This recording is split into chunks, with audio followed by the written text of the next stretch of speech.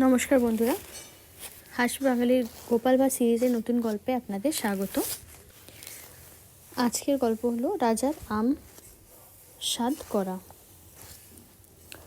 একদিন গরমকালের দুপুরে রাজা কৃষ্ণচন্দ্র সুস্বাদু আমের পেটি উপহার পেলেন। উনি তখন ভাবলেন গোপালের বুদ্ধির যাচাই করবেন। রাজা গোপালকে বললেন, গোপাল, এই আমগুলো খুব দামি, তোমাকে আমি একটা দিতে পারি যদি তুমি আমাকে দেখাতে পারো তুমি এর যোগ্য। গোপাল হেসে বলল, মহারাজ, আমাকে কিছু দেখাতে হবে না, আম নিজেই এটা দেখাবে যে আমি এটার যোগ্য। রাজা ভাবতে লাগলেন কিভাবে। গোপাল ততক্ষণে একটা আম ছাড়িয়ে খেতে শুরু করলো অনেক মজা করে।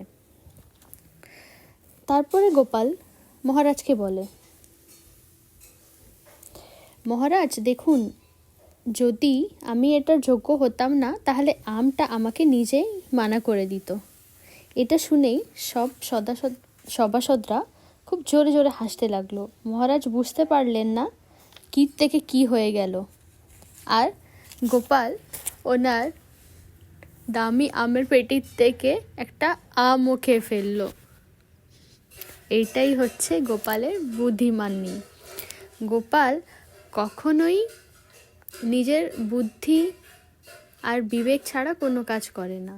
গোপাল সবসময় এটাই দেখিয়ে দেয় যে ও কত বুদ্ধিমান, তাই গোপালকে বলা হয় বুদ্ধির রাজা। আশা করছি আপনাদের এই গল্পটা ভাল লাগলো বন্ধুরা। যদি আপনাদের এই গল্পটা ভাল লাগে, আরও এমনি গল্প দেখতে চান, তাহলে আমার চ্যানেলকে প্লিজ লাইক, সাবস্ক্রাইব আর শেয়ার করবেন। ধন্যবাদ।